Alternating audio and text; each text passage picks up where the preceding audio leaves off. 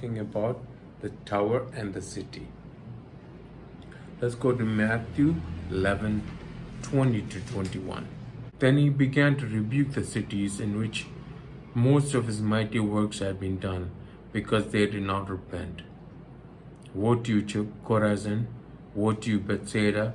For if the mighty works which were done in you had been done in Tyre and Sidon, they would have repented long ago in sackcloth and ashes. Here it says, then the Lord Jesus began to rebuke the cities which his mighty works had been done. Yes, because what? They did not repent. Keep this in mind. Yes. So we're studying about the fall of man. Yes. And as a study, because man fell from grace in the Garden of Eden, you had the flood of Noah, and then after that we have the tower and the city, what we are studying today, that man tried to build. Yes. In other words, Cain ignored God's loving rebuke regarding his offering. Yes. So then after that he murdered his brother. Yes. Then he moved away. It says Cain left the presence of the Lord. Yes. Away from the presence of the Lord. All these matters. Do you understand? So Cain moved farther east of Eden to a land that would become known as Nod. Yes. And Cain was the inventor, or the first person who built cities. Jesus rebuked the cities. Yes. Go to Genesis 4:17. And Cain knew his wife, and she conceived and bore Enoch. He built a city and called the name of the city after the name of his son Enoch. Yes. So in keeping with Cain's nature, which was selfish, remember, his sacrifice was not accepted because he chose to ignore the sin nature of man. I explained all this, yeah, to understand. So Cain named the first city that he built after Enoch, his son, yeah, not after God. Yes. Do you understand? Yes. This is not the same Enoch that is taken by God. This was Cain's son. Yes. Enoch and Lamech, you find the names are the same in both lineage. Yes. But let's look at Cain's lineage. Let's go to Genesis 4:16 to 22.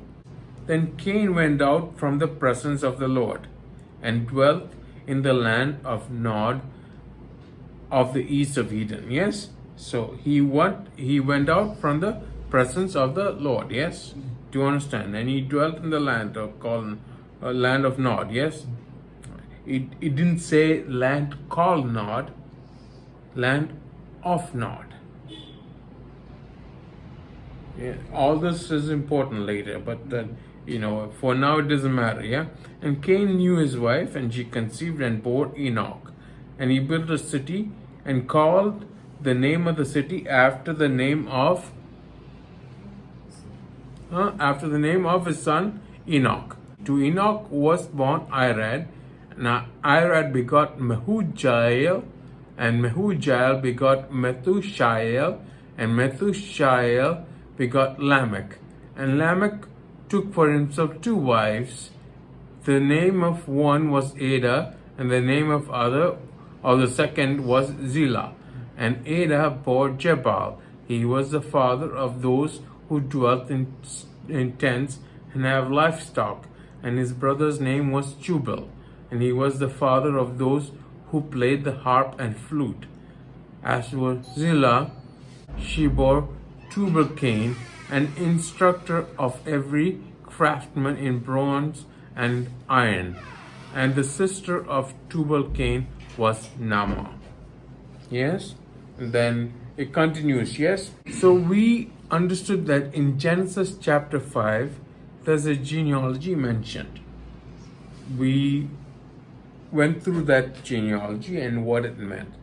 It says that man is appointed mortal sorrow, but the blessed God shall come down, teaching his death shall bring the despairing comfort. That is Adam, Seth, Enoch, Canaan, Mahalalel, Jared, Enoch, Methuselah, Lamech, and Noah. What their names mean. I spoke about this last Sunday. Now we are reading a genealogy before that. And it ends where? Tubal-Cain was, and the sister of Tubal-Cain was what? Nama. Does it continue after that? So what, they all committed suicide? You have to wonder what happened, yes? It is possible that they stopped being human after that. Because when you look at the names, the meaning of the names, we just read that, yeah? You had Adam, Cain, Enoch, Irad, Mehujael, Methushael, Lamech, Tubal-Cain, Jubal, yes? Yes? And what? And the last one was what? Sister was Nama, yeah? But anyway. Nama, by the way, means, if I'm right, the most beautiful one. Sons of God took whom? The beautiful one. Do you understand? Yes? But if you translate that name, it says, man acquires, Cain is acquired, yes? Man acquires, Enoch means what? Teaching. Man acquires teaching. Irad means dragon. Man acquires teaching from a dragon destroyed by God. Yes? And God will kill by sword the despairing offspring of Cain in a stream at the sounding of ram's horn. I'm not going to go through that. This is not part of the study, but you need to understand. When you have genealogy, they mean something. Not everything, if you put the names to it, meaning of that you will find, yeah, especially if you use the internet. But they do mean something. God's word is yes and amen, yes? But this Cain's line disappeared because maybe it was taught by the dragon, who's none other than Satan, yes? Do you understand? And it was destroyed by the flood, yes? By a stream, yes? That is Jabal, yes? Do you understand? And it talks about the ram's horn. Now, there's no account in the book of Genesis about the ram's horn being blown before the flood. But in the book of Revelation, you have the trumpets, yes? You have the seals, trumpets, and the bowls, yes? Do you understand? Yes? So the trumpets start the judgment of God, yes? So, I'm not saying this as a doctrine. I'm just saying this is what it means, yes? Do you understand? So, anyway, after the flood, rather than honoring God, Cain honored his own lineage. Do you understand? Let's go to Galatians 6:6-7. Why is this important? It's because we need to know whom we are honoring. Whom are we honoring? Let him who is taught the word share in all good things with him who teaches. Do not be deceived, God is not mocked, for whatever a man sows, that he will also reap. So what you sow, you will reap. Whatever a man sows, that he will also reap, yes? So I'm just using Sunday worship as an example. Do we show reverence to God? do we show awe to God? Go to Hebrews 12:28. Therefore, since we are receiving a kingdom which cannot be shaken, let us have grace by which we may serve God acceptably with reverence and godly fear. How do you serve God acceptably? With reverence and godly fear. This is not there among this generation. There is no reverence, there is no godly fear. God becomes your buddy or your boyfriend. I'm sorry, doesn't work. Do you understand? Go to Luke 20, verse 13. This is the parable that Jesus was talking about, where a man sends his workers he goes to a far country and then he sends his workers back to the vineyard, and they beat up the workers who were sent back to collect the reward for the vineyard. Do you understand? Can you read verse 13? Then the owner of the vineyard said, "What shall I do? I will send my beloved son. Probably they will respect him when they see him." Yes. In the King James Version it says they will reverence him, or they'll respect him when they see him. What respect are we giving to our Lord? By showing up in chapels and everything on Sunday. Yes, come as you are when you meet him in person. There's a difference between corporate worship and individual worship, yes? Do you understand? Yes? If you mix and match, maybe it's good for humans, but not for God. God has laid down his principles, yes? If I don't teach you this, I'm responsible for that. If you don't listen to me, you're responsible for that. So I'm teaching you this, and therefore it's not my problem, yes? Hallelujah? Did you understand? Yes? Now, respect and awe, yes? Go to Psalm 4:4. Be angry and do not sin. Meditate within your heart on your bed and be still. Yes, this is what the New King James Version says, yes? Says, be angry and do not sin, yes? In the King James Version it says, stand in awe and sin not. Yes? In the Bible, with basic English, it says, let there be fear in your hearts and do not sin. Fear for what? Fear for God, what God can do. If there's fear of God in your heart, then the rest will follow. Do you understand? That is what it means when you read, be angry and do not sin. Because of translation mistakes or errors or differences in translation, we don't get the full impact of that. Do you understand? Stand in awe. Let there be fear in your hearts and do not sin. Do you understand? Yes, why is that? Why do we need to fear the Lord? Go to Proverbs 9, verse 10.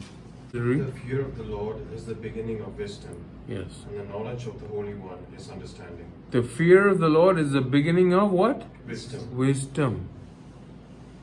You don't have godly wisdom because you don't fear Him. Why should He give you wisdom? Do you understand? If you don't fear Him, then do you understand? What purpose will that do if you're just going to waste it? It's better that you don't know. Jesus Himself said that. Then the blind lead the blind, yes? Do you understand? So, in other words, if you're meeting someone important, if you're meeting, I use the Chief Minister of Kerala, not that he's important here or anything like that, but you would clean up, yes? And you would dress up, be serious. If you want good results, yeah? Do you understand?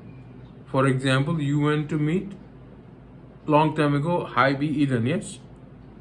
Did you dress well to see him? Yeah? You didn't wear your home dress to meet him, no? Do you understand? But you're friends, no? You're classmates, no? So you could have said, Bible says come as you are. There's a song also written, come as you are, as you please. No? You show up like that, maybe God will throw you out, yeah? Do you understand what I'm saying? Yes? Another example is that God told me to get a man and a woman together long time ago. And this man came in chappals and in shorts, wearing an old t-shirt. And I was like, this is not how you attend a proposal, yeah? Not if you want the girl to marry you, huh? Do you understand? Needless to say, she said no after she took one look at him. Do you understand? And he's wondering why. There's a limit to all this. Even abroad, when you go to meet someone, you dress your best. Especially when it comes to meeting or marriage proposal and everything like that. How much more does God deserve? And are we treating him or are we taking him for granted? I'm just using that as an example. We say Jesus is our friend, he's our buddy. Do you understand? But when Jesus says he's your friend and you are his friend, that word means something. Like I said, the word friendship means something else entirely today. Could be that also. But let's go to scripture. John 15, verse 13 to 15. Greater love has no one than this, than to lay down one's life for his friend. You are my friends, if you do whatever I command you. No longer do I call you servant, for a servant does not know what his master is doing. But I have called you friends, for all that I heard from my Father I have made known to you. Yes. It says, if you are my friends, you will do what I command you. Yes? And you don't tell where the family is headed to the servant. You just tell the servant to do whatever. But the plans and the forecasts that you made, you might tell your friends. Do you understand? It's talking about the relationship. Think about that. Meditate on the difference between a friend and God as a master. If he's your master, then only that alone, then why is he going to tell you anything? Yeah? If he is your friend, there must be a relationship, and based on that relationship, he will tell you what he's going to do. Do you understand? And we suffer because we do not know what God has intended even for our lives. Do you understand? And we call ourselves Christians. Do you understand? This is why a relationship is important. Doesn't matter how many people come to hear you preach. Doesn't matter whether you are, you think you are right. If you don't have a relationship with God, there will be faults. There will be sin in your life. Do you understand? I'm talking to you. You could be a pastor even. You could be in charge of many people. But you need a relationship with God. Someone asked me last week, how do you preach your sermons? I knew exactly what he meant, because some people have it handed over to them. Like in some churches, every 3 years they go through the Bible. In some churches, there's a book that they follow. Do you understand? I told him, I go by what the Lord tells me to teach. And this year, He has given me a blueprint. and based on that, I'll teach. But he's left the individual sessions to me. So I have to depend on what the Lord says. Do you understand? That's how I get my message. Do you understand? It's not based on some routine I go through. Do you understand? Yeah? Am I clear? Yes? So don't get yourself in a position where God has no choice but to lay you to waste. Do you understand? Don't get yourself into that position. Whom do you reverence? Whom do you honor? Remember, I'm not talking about your personal worship. I'm talking about corporate when I'm talking about this coming together. Don't get me wrong, yes? After the flood, God commanded men to replenish the earth. Yes? Can you go to Genesis 9:1? So God blessed Noah and his sons and said to them, be fruitful and multiply and fill the earth. Yes, and read 9:7 also. And as for you, be fruitful and multiply, bring forth abundantly in the earth and multiply in it. So this is after the flood, yes? God told Noah to be fruitful and multiply, yes? So cities in the early part of Earth's history were the centers of sinful rebellion. Because cities go against the commandment of the Lord, yes? You cannot spread out if you're gathered together. Do you understand? And the first cities after the flood were built by Nimrod. Nimrod means rebel, yes? You go to Genesis 11:4. And they said, come, let us build ourselves a city, and a tower whose top is in the heavens. Let us make a name for ourselves, lest we be scattered abroad over the face of the whole earth. Yes. So in disobedience, they decided to settle down in the plains of what? Shinar, where Babylon was located, yes? And this was a deliberate rebellion against God's word, yes? They decided to build a city and a tower. A city is what? To stop themselves being scattered. And a tower is a portal to God's living room, basically. It doesn't matter how high it is. Because if it mattered, you would not build it on a plain, you would build it on a mountaintop, yes? Do you understand, yes? So they decided to build a city and a tower. The tower was completed, but the city was not. Their purpose was to maintain unity in opposition to God and to make a name for themselves. Do you understand? They intended for the Tower of Babel to be a metropolis against God's word and his scattering, a city that encompassed most of the world's inhabitants. That will stop, yes? Remember, I'm talking about cities. The next cities mentioned in scripture are Sodom and Gomorrah. Do you understand? Actually, their cities are the plain, yes? There are 5 cities mentioned there, yeah, but we'll go through that later, yes? Do you understand? When we study Sodom and Gomorrah, yeah? There are 5 kings mentioned, there are 5 cities, but their cities are plain, yes? Out of which one was not destroyed, which is called Zoar. Why? Because Lot decided to run to that. Do you understand? Yes? Anyway, coming back to this. The building of the city and tower was about 560 years after the flood. 560 years is a long time for us.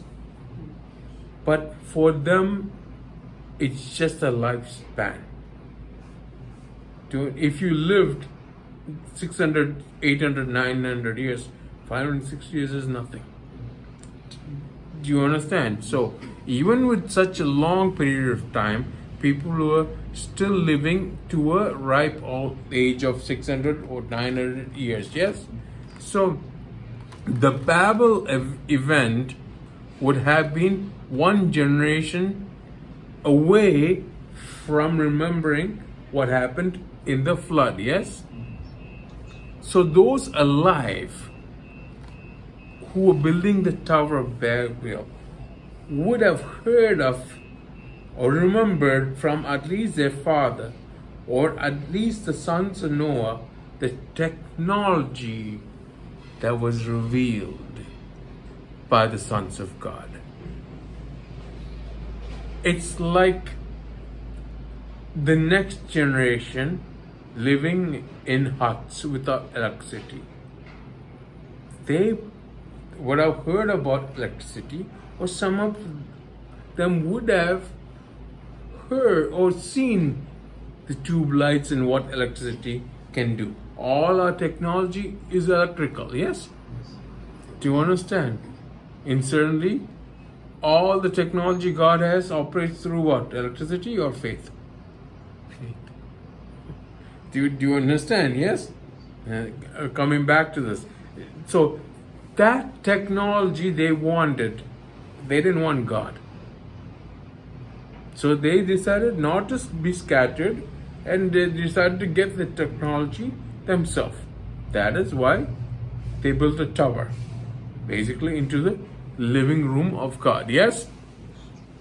So the tower and the city represent an attempt to use this pre-flood knowledge to occupy heaven, even to bring down that technology. Yes? Because before you had what sons of God bringing the technology. Now they're in chains. The humans wanted to that access to the technology. Yes? It was about preserving what was remembered of the secret knowledge of heaven, including how to occupy it. Do you understand? Ever since then, mankind has formed secret society to pursue and acquire this hidden knowledge. We call it occult. Do you understand? Any attempt of man now to get to God, to be equal to God without Jesus, is nothing but Satan's deception. With the same words that he used in the garden, you shall be like what? Gods. Humanity being deceived believed this. Cain's offering was rejected. Do you understand? So you cannot get to God without Jesus. Do you understand? Yes? So the whole incident is of the tower and the city is in Genesis 11. Can you read 1 to 9? Now the whole earth had one language and one speech. And it came to pass as they journeyed from the east that they found a plain in the land of Shinar, and they dwelt there. Then they said to one another, Come, let us make bricks and bake them thoroughly. They had brick for stone, and they had asphalt for mortar. Yes. And Asphalt. For mortar. And they said, Come, let us build ourselves a city and a tower whose top is in the heavens. Let us make a name for ourselves, lest we be scattered abroad over the face of the whole earth. But the Lord came down to see the city and the tower which the sons of men had built. And the Lord said, Indeed, the people are one, and they all have one language. And this is what they begin to do. Now nothing that they propose to do will be withheld from them. Come, let us go down, and they confuse their language, that they may not understand one another's speech. So the Lord scattered them abroad from there over the face of all the earth, and they ceased building the city.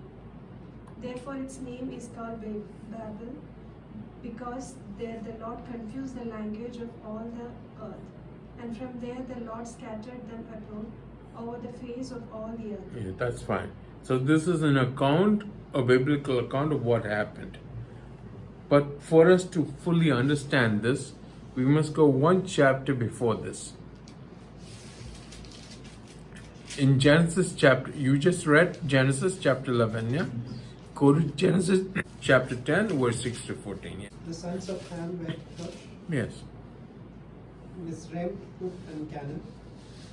The sons of Cush were Seba, Havilah, Sabta, Ramah, and Sabta. And the sons of Ramah were Sheba and Dedan. Cush begot Nimrod. He began to be a mighty one on the earth. He was a mighty hunter before the Lord. Therefore it is said, like Nimrod, the mighty hunter before the Lord. And the beginning of his kingdom was Babel, Erech, Akkad, and Calneh in the land of Shinar. From that land he went to Assyria and built Nineveh, Rehoboth, Ir, Galah, and Resen between Nineveh and Galah. This is the principal city. Mizraim begot Ludim and Naaman, Lahaban, Nephthuhim, Trusim, and Casluhim.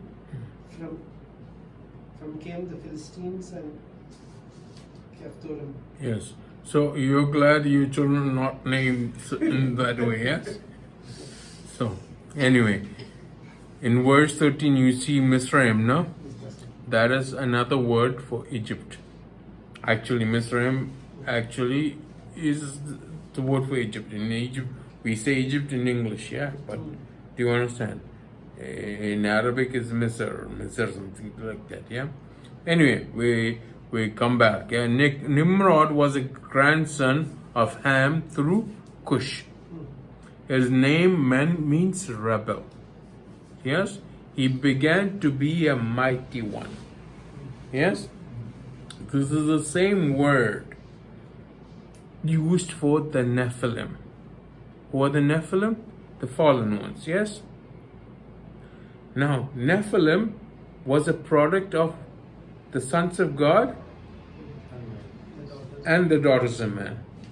But here you find that Nimrod is becoming a Nephilim without the sons of God. So what transpired there, we do not know yet.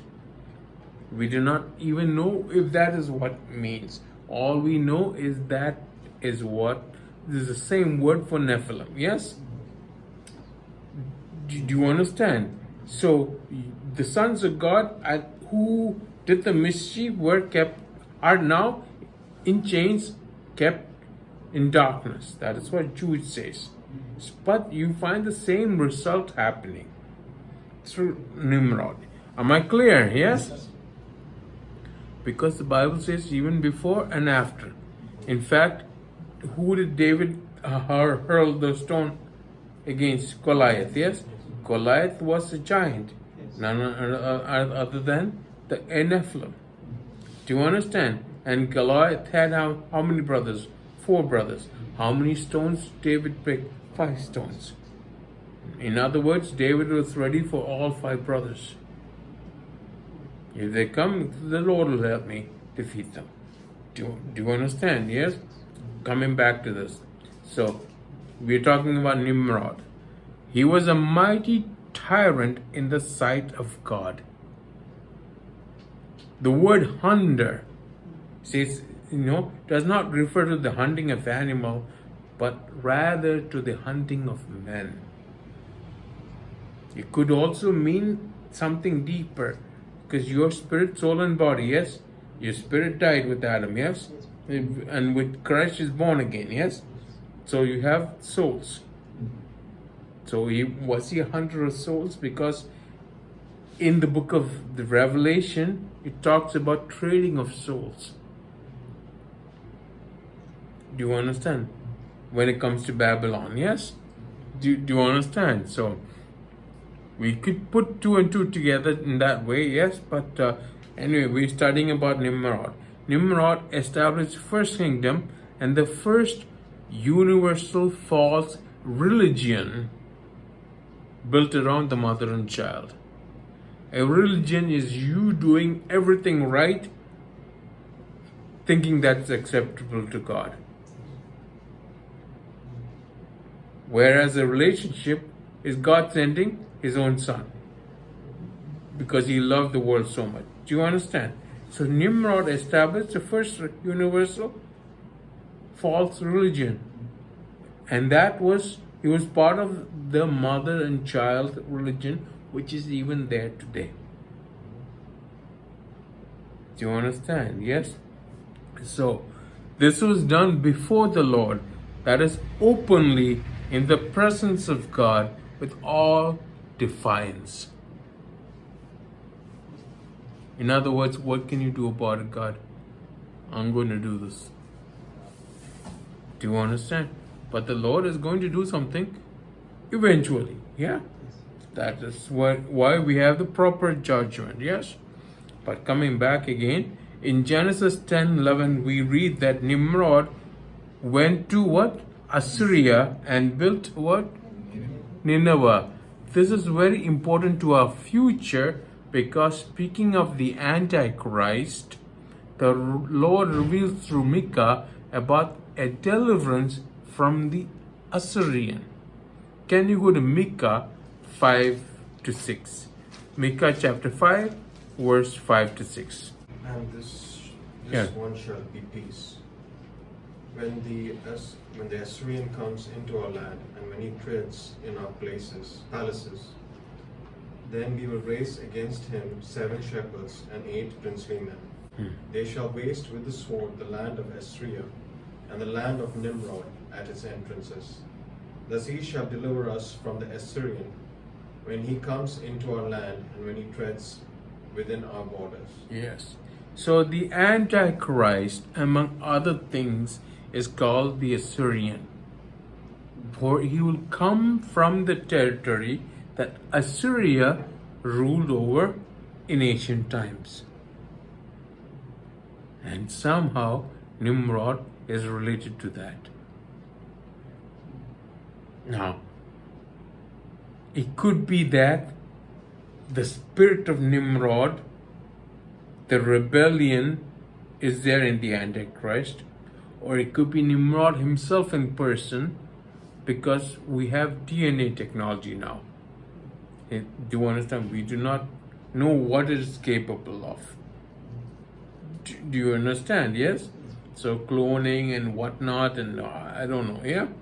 So whatever it is, God is in control, yes? We don't have to worry about it, but we are called not to be ignorant about this. We are called to know about this, yes? So we are not deceived by it, yes? Now, we are going into Babylon, yes? Not literally, we are still in Cochin, yes? So Nimrod was the founder of the Babylonian Empire and the organizer of the enterprise that led to the construction of the Tower of Babel. From Babel, you get the word Babylon. Do you understand? Go to Revelation 18, 10-13. If you want more details, go to my orientation program. There I've covered this more in detail. But read Revelation 18, 10-13. Standing at a distance for fear of a torment, saying, Alas, alas, that great city Babylon, that mighty city, for in 1 hour your judgment has come. And the merchant of the earth will weep and mourn over her, for no one buys their merchandise anymore. Merchandise of gold and silver, precious stones and pearls, fine linen and purple, silk and scarlet, every kind of citron wood, every kind of object of ivory, every kind of object of most precious wood, bronze, iron, and marble, and cinnamon and incense, fragrant oil, and Frankenstein. frankincense, wine and oil, fine flour and wheat, cattle and sheep, horse and chariot, and body and soul of And souls of men. Who dealt with the souls of men? Babylon. Do you understand? So Nimrod found this, yes? So Babylon in the Bible symbolizes rebellion against God and confusion in religion. Because Babel means what?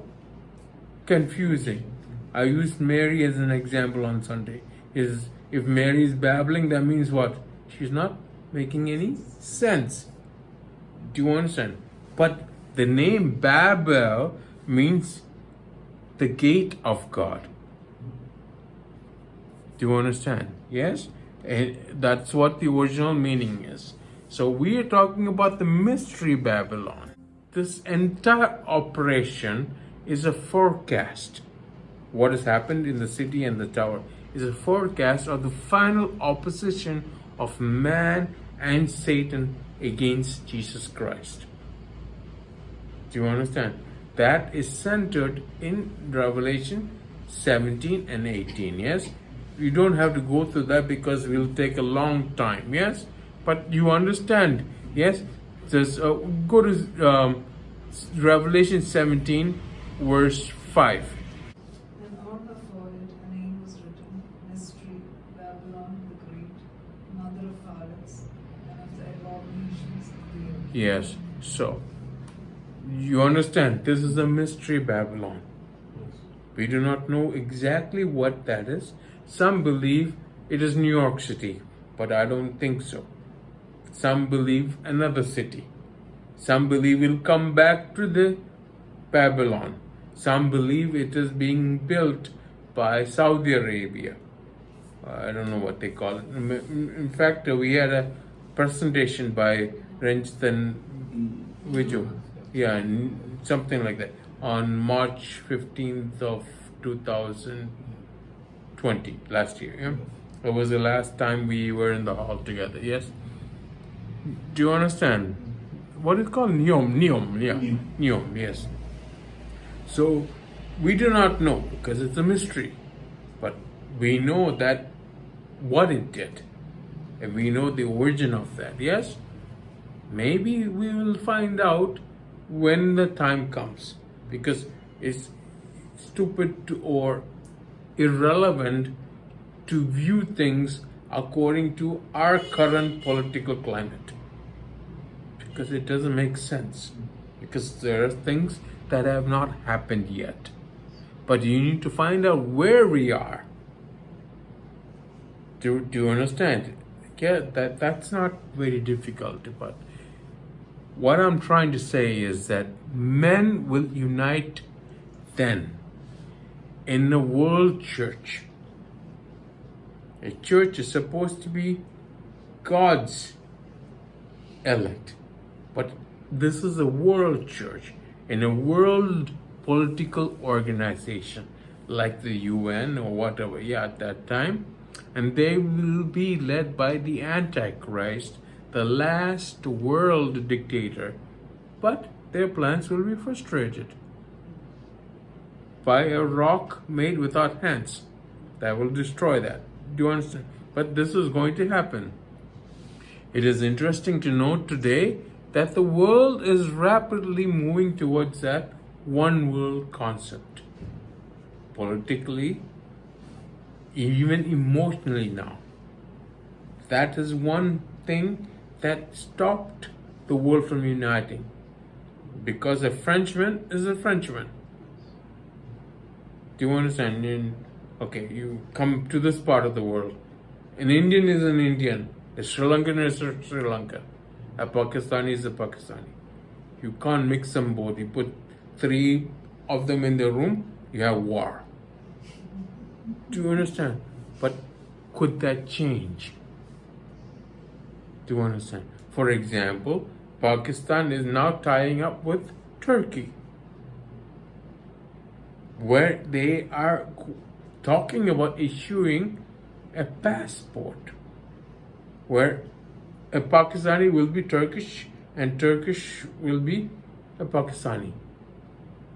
What does that mean politically? That means they will be the 4th largest power in the world. Right now, who is the 4th largest power? India is. after Russia, US, I think Britain. Yes, do you understand? So we do not know politically what is going to happen. Do you understand? If they merge, then the countries in between, they're in trouble. Guess who's in between? Iran. Iran is Shiite. Do you understand? A lot of things are going to happen, but we are born for such a time as this. Yes? And we have to learn all of this so we are not deceived. Am I clear? Yes? So now let us look at God's reaction. Yes? Can you go to Genesis 11, 5 to 8? But the Lord came down to see the city and the tower which the sons of men had built. And the Lord said, Indeed the people are one, and they all have one language, and this is what they begin to do now. Nothing that they propose to do will be withheld from them. Come, let us go down and there confuse their language, that they may not understand one another's speech. So the Lord scattered them abroad from there over the face of all the earth, and they ceased building the city. Yes. So this language also means something deeper. Because if you and I speak the language, we think alike. Because the thinking has to change based on the language also. For example, when I learned German, my thinking had to change. For example, I would not use the same sentence structure in English as I would speak in German, yes? Or in French also. In English and Malayalam, you have a difference, like you have gender words. Or in Hindi also. Do you understand? But in English, you don't have gender words. Do you understand? So, but in French, you do. Do you understand? Either it's male or female. Do you understand? So here God scattered the language, yes? But we are looking at the word, what they begin to do. This is what God was against. This is actually the word chalal. So what this means is to pry open. But like we pry open a tuna can or a can of sardines. But this means prying open and polluting. Do you understand? It's like saying when you open something, like you pry open an exposed roll of film. Do you understand? Then what happens? It's useless. You're polluting it with light, yeah? I'm saying that because I tried that, yeah? When I was very small, like, okay, I'll help the developers. So I wound it backwards in the camera. And I gave it to my father. He said, all this was exposed. I said, yes. So I was a little kid then. He said, no, you're supposed to wind up first and then give it to... Okay. So that's lesson number 1, photography 101, yeah? I was a little kid at that time, yeah? So, but do you understand? Pry open, but with the intent of polluting. This means that there was a breach. Meaning there was a break in the space continuum or a portal of some sort. Meaning, if a portal opened here, you would see through the portal, but that would be a different dimension or it would be a different location. But here a portal was open to God's living room, for example. And people showed up in God's living room saying, hi. I said, this is not good. Because for you to show up in God's living room without Jesus is not good. Do you understand? So in other words, the tower was to open a portal to the living room of God. And that is why God said, okay, this is not good, and will scatter them abroad. Because God didn't want man to come up to his living room without Jesus, without the sin offering that Jesus made. Do you understand? Otherwise, he'll be condemned, yeah? Not because God is going to get affected by it, but man is going to get affected. And the devil was doing his best to get man up to God without Jesus, to nullify Jesus. And he's still trying to do that. Do you understand? Yeah? So the description of God's action here explains the origin of languages also. Yes? So the confusion of the language or the thinking of man was to save mankind from uniting against God till Jesus comes. Do you understand? It was not to force man to be good, for God values free will. At that time, man was a slave to sin, so he could not choose to be free. Do you understand? At this time, now, after Jesus is risen, mankind still has the freedom to choose the solution that God has given. It's up to you. Do you understand? Yeah? You can't make up your own rules. Am I clear? Yeah? Yes. It has been pointed out that what happened at the day of Pentecost in the book of Acts is a reversal of what happened at Babel, where God scattered them. Here, the tongues united them. Yes? And people understood and glorified God and not man. However, when we come to Revelation 17, we can see that somehow people have managed to unite against God with one mind. Can you read Revelation 17, 13 to 14? These are of one mind, and they will give their power and authority to the beast. These will make war with the Lamb, and the Lamb will overcome them, for he is Lord of lords and King of kings, and those who are with him are called, chosen, and faithful. Are called, chosen, and faithful. Yes?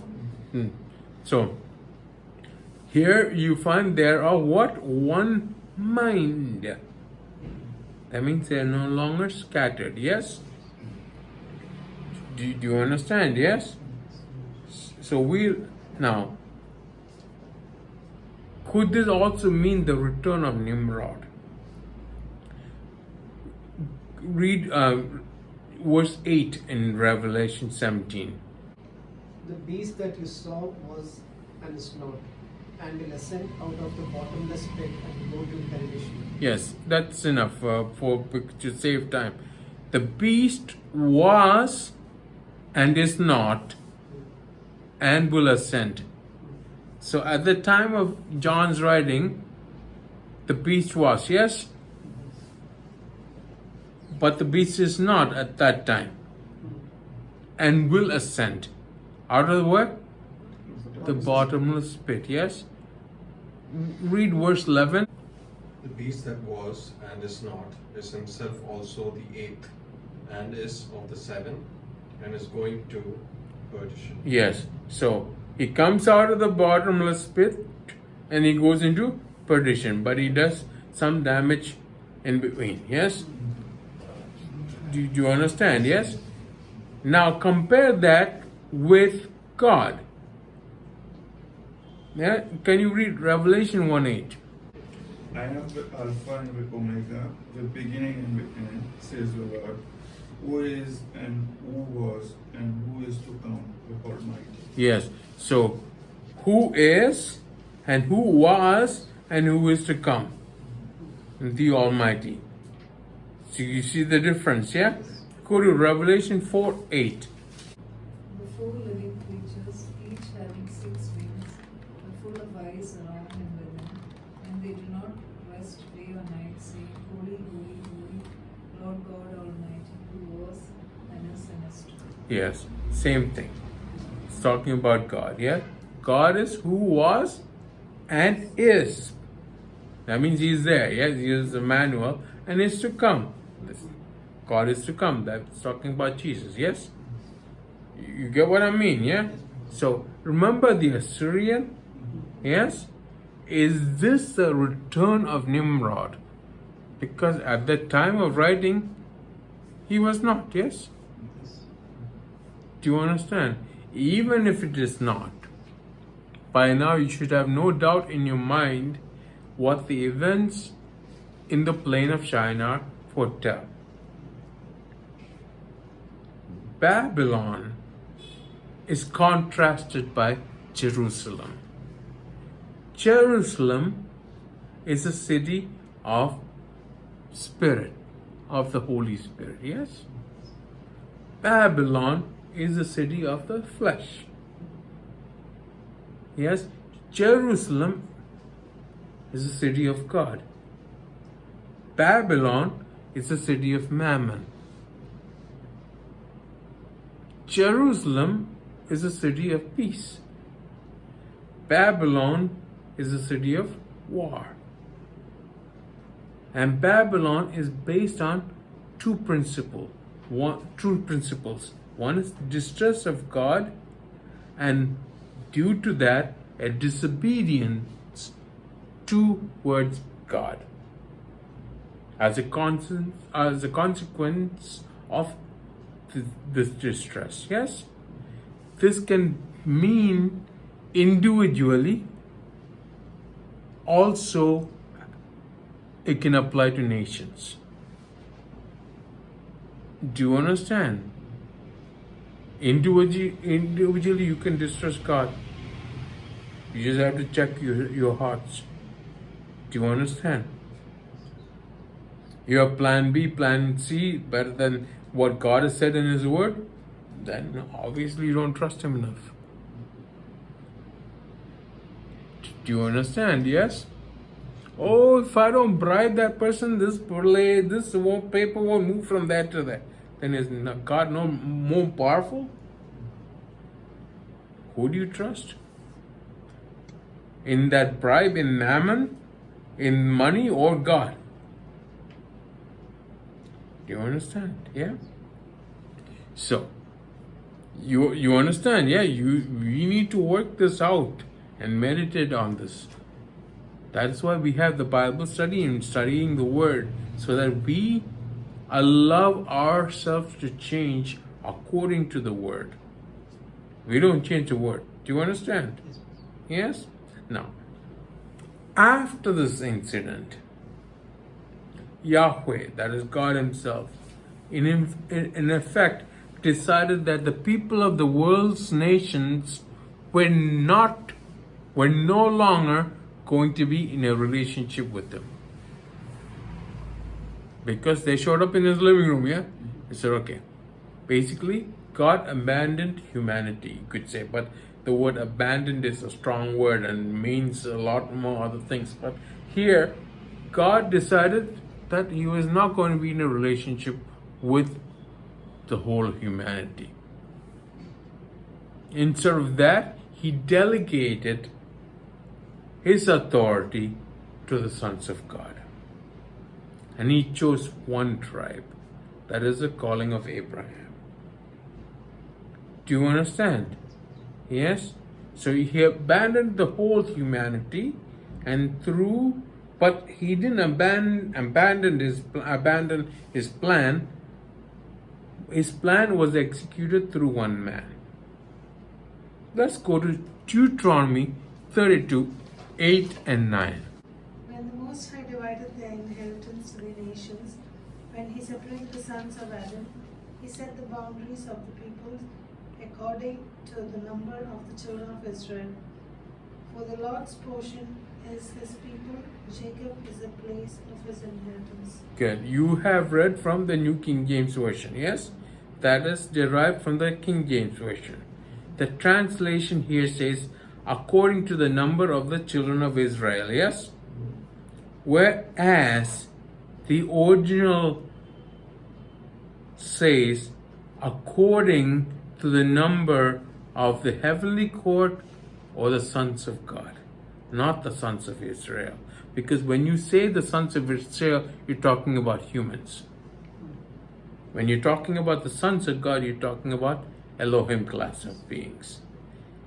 He divided the nations to the Elohim class of being, but he chose for the lowest portion is his people, yes? Jacob is a place of it.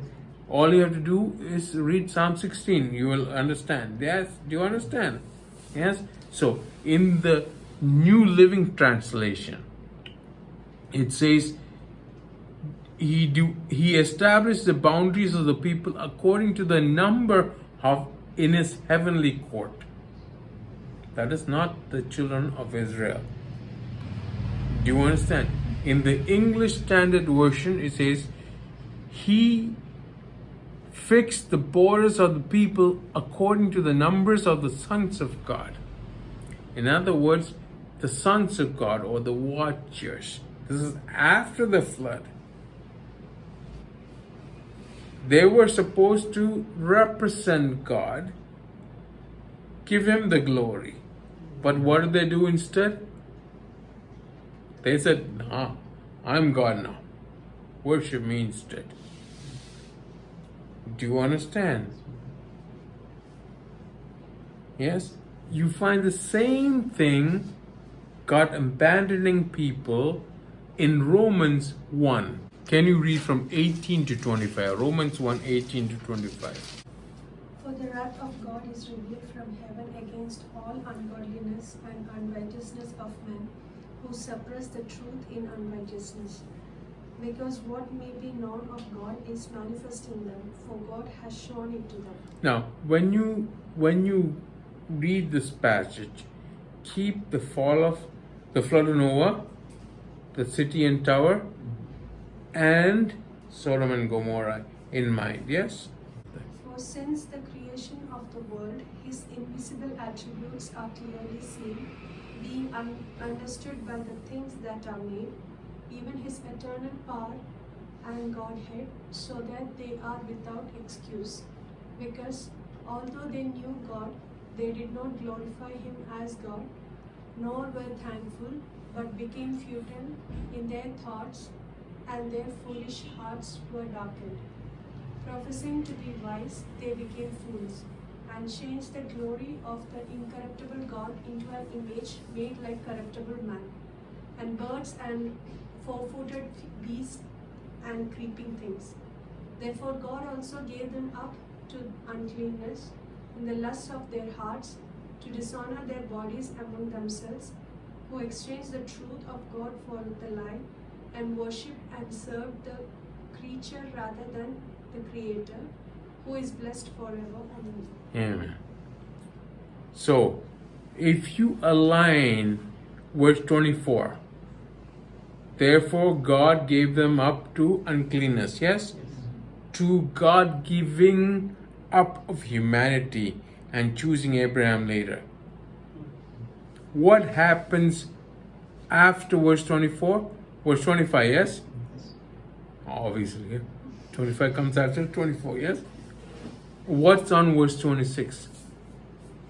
For this reason, Okay, can you read, yeah? For this reason God gave them up to wild passions, for even their women exchanged their natural use for what is against nature. So this is talking about homosexuality, yes? So what happened after the tower and the city? Sodom and Gomorrah. You see, I explained this in detail during the orientation program, yeah? I think I took a day to explain this, yeah? One session just to explain this. To understand, yes? God gave them up. And then, following the heart, they went after the flesh. And then you have Sodom and Gomorrah. What God did, or does even now, is give us a choice. We have to choose. Are we going to choose our heart over God's word? Do you understand? A person I know committed adultery. She said, I can't help it. I said, that's not my problem. And second, you'll be judged for that. You can't say that to God. Because the Bible says sin, you don't fall into sin. It has to be thought of and conceived, like having a baby. Do you understand? Yes? If you don't understand that, you will think, humanly, that's only human. Yeah, no, you have to understand this. That's why you resist the devil, and he will what? Flee from you. Do you understand? Yes? Anyway, coming back to this, after he gave humanity up, he chose what? Abraham, and made a covenant with him. Yes? Go to Deuteronomy 9, 4-6. This is, I explained why Abraham was chosen last week. Remember? Yes? No, this is part of that. Yes? Now, that is the reason he chose them. This is, continue to read, yeah? Verse 4 onwards. Do not think in your heart, after the Lord your God has cast them out before you, saying, because of my righteousness the Lord has brought me to possess this land. But it is because of the wickedness of these nations that the Lord is driving them out from before you. It is not because of your righteousness or the uprightness of your heart that you go in to possess their land, but because of the wickedness of these nations that the Lord your God drives them out from before you, and that he may fulfill the word which the Lord swore to your fathers, to Abraham, Isaac, and Jacob. Therefore understand that the Lord your God is not giving you this good land to possess because of your righteousness, for you are a stiff-necked people. Yes. So it's not because of your righteousness, yeah? Because it's not because of Jewish righteousness. I think the Lord made it very clear, yes? But because of what? The wickedness of the nations. Do you understand? And because of that, God made a covenant with Abraham. Can you go to Acts 7:8? Then he gave him the covenant of circumcision. And so Abraham begot Isaac and circumcised him on the 8th day. And Isaac begot Jacob, and Jacob begot the 12 patriarchs. So then God chose Abraham and made a covenant with him, yes? Jesus is a descendant of Abraham, yes? So Israel was to serve as a conduit to the nations to return to the true God, yes? This is part of the reason that Israel is called a kingdom of priests. But we are a royal priesthood, yes? But Israel was called a kingdom of priests. At that time, priests were the intermediary between God and man, yes? Do you understand? Can you read Exodus 19:6? And you shall be to me a kingdom of priests and a holy nation. These are the words which you shall speak to the children of Israel. Yes. So you had gods, but Yahweh was the God of gods. You had lords, but Yahweh was the Lord of lords. Yes? Can you go to Deuteronomy 10:17? The Lord your God is God of gods and the Lord of lords, the great God, mighty and awesome, who shows no partiality, nor takes a bribe. Yes. So the Lord your God is what? God of gods. Yes, and He is the Lord of lords. Do you understand? That means there are actual lords, there are actual gods. They have power. But if you serve the God of gods, their power is nullified. Do you understand? Is it clear? If you don't serve that, then of course You will be susceptible to all kind of nonsense, witchcraft and black magic and what have you. Yeah, do you understand? You can have all kind of chakras and whatnot, other fireworks also. Do you understand? No, you can buy chakras of fireworks. You light one end, it'll turn.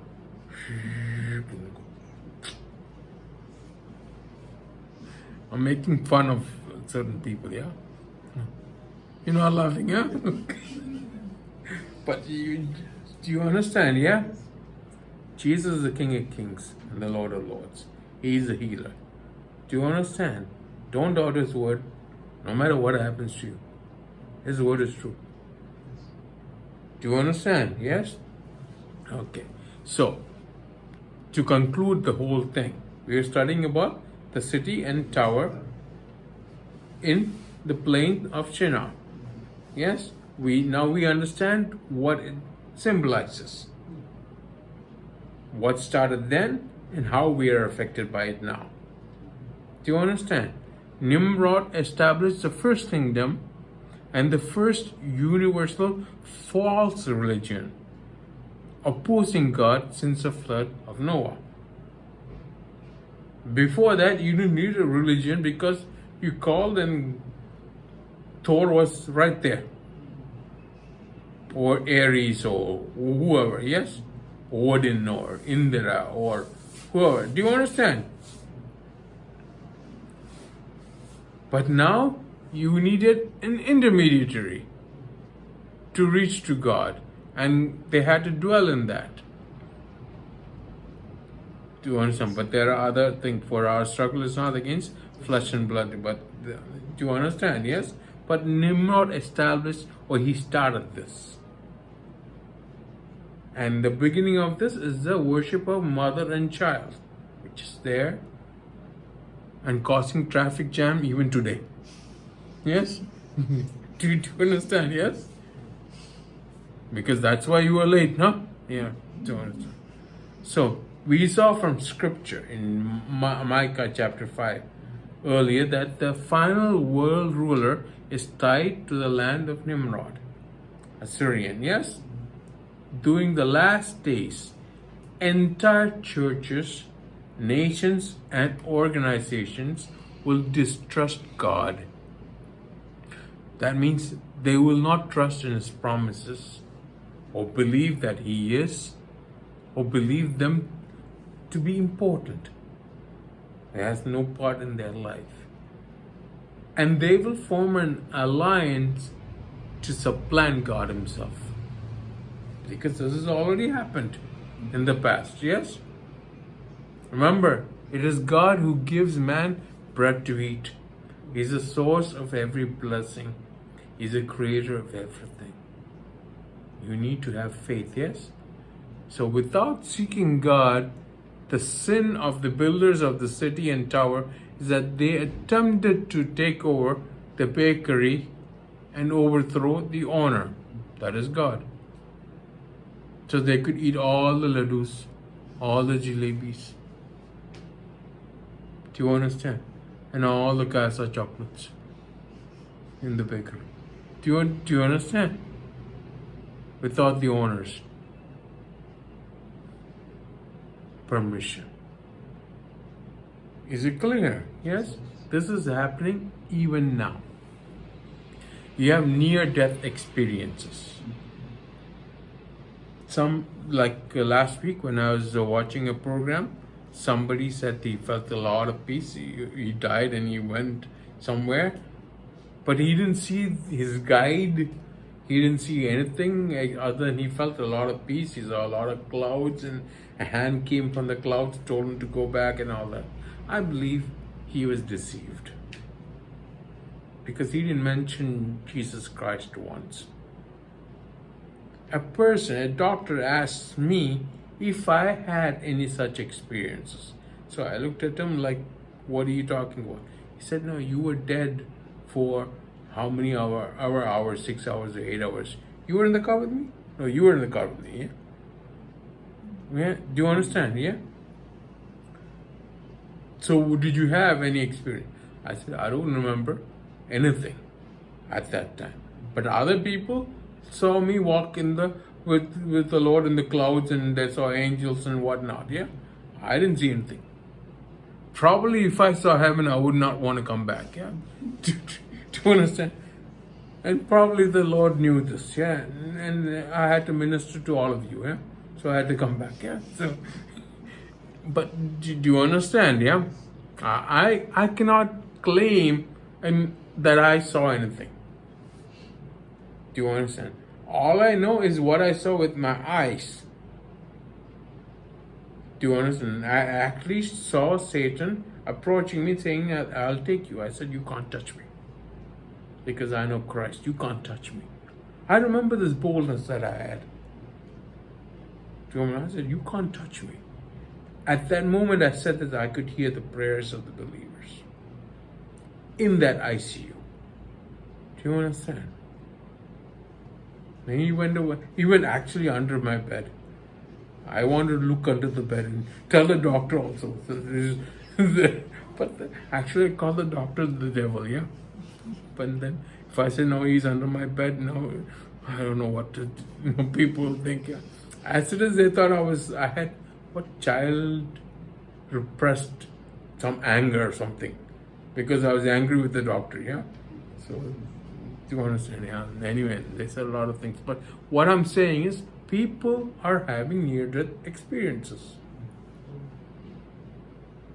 So, they are so convinced about what they have seen. But I believe that they are deceived. Do you understand? We cannot prove anything to anyone. Only God can prove that to anyone. That's why you could have argued with me till the cows came home when I was a Muslim.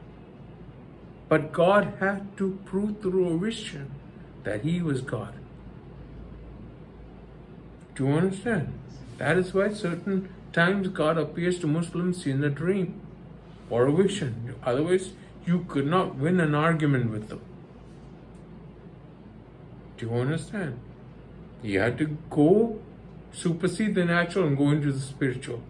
And every time a Muslim has found out about Christ in my ministry, I have done that, and God had instructed me to do that.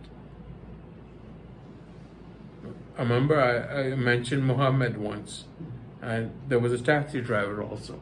Do you understand? But it goes on anyway. So, like Cain, let's not ignore our sin nature. But let's not be condemned by our sin nature.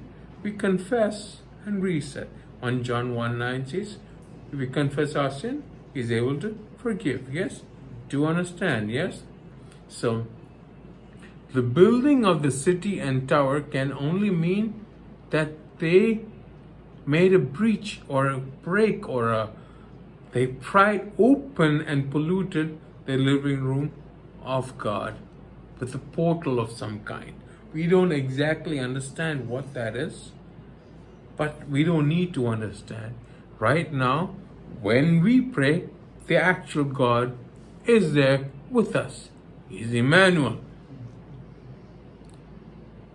And if you have a relationship with Him, you bear fruit of that. Do you understand? Here's God separating Himself because your sins have separated you from God. That is the fall of man, yes? The original sin, yes? Do you understand? And here they were trying to access everything God has without God. Am I making sense? Yes? And they had succeeded in opening a portal to the living room of God. That's why God scattered them. Now, any attempt of man to get rid of God or to be equal to God without Jesus is nothing but Satan's deception with the same words that he used in the garden. You shall be like gods. You can reach the Elohim class. You don't need God for that. You can have immortality. Oh, it's a cancer. You can be totally free of that. That's why in the book of Revelation, it is you could say that the men were seeking death. That means what? You have achieved immortality. That means you cannot die. For us now, when we think about it, it is impossible. But 200 years ago, flight was impossible. Do you understand? So we do not know the advances of science, but lest we be deceived, God has written all of this down in a manner where we can understand, and He has revealed that to us. Do you want, so that we are not deceived? So that when someone says He is the Christ, don't follow that. You will know who the true Christ is. I'm just using that as an example. Am I clear? This is why we do what we do. And we study, we take the time out to study the Word of God. Is it clear? Yes. Yes? And you cannot exhaust that. I can go deeper and deeper and deeper. This can be 7 hours long, do you understand? And not exhaust this subject. But this is what God has told me to teach you. And based on what we know, what we understand, He has revealed that. You understand the word portal. But you go back 200 years ago, would a normal person understand the word portal? Do you understand? There are things that we still have yet to understand. For example, we are taught in school that we can divide to infinity, yes? But you can't do that. When you reach to the power of 32, you can't divide anymore. Because when you divide that, it becomes uniform. That means what you do here will affect the whole of the universe. You go back the other way, you can't be infinitely big either. There's a limit. You can't cross that. That means from the biggest to the smallest, we exist in one plane, in a dimension. That is the same as a computer simulation. So is this a simulation? The Bible tells us so. Because apart from the simulation, there's another dimension or more dimensions that Elohim class can cross over. Do you understand? We call them aliens, or some of them are aliens. Do you understand? Yes? But do you understand? My wife is not very happy. Yeah. But I'm making a joke, but do you understand what I'm saying? Yeah? So there's a lot more to understand from this. And my point is that we don't need Hollywood to entertain us. If we really knew what God was saying, that would be enough for a pursuit of a lifetime. Do you understand? You will never stop learning. Do you understand? Probably that's why I don't get bored at all. Do you understand? I do not know what it means to get bored. Do you understand? I've been restless, but not bored. Do you understand? Last night I couldn't sleep, so I started meditating on God's word. I was just thinking about, okay, what do I have to teach next? It's about Sodom and Gomorrah. And I woke up and the Lord taught me about what I told you about generations. Do you understand? So this is all based on a relationship. I want you to have that because God is not partial to me when it comes to that relationship. Jesus died on the cross for all of us to have that relationship with God. So believe in Him, trust in Him, understand Him. Yes? Thank you for tuning in. If you have any questions on what the Bible says, please send us an email or a message on WhatsApp. Be sure to include the biblical reference. This is the Coaching Lampstand. See you next week. God bless you.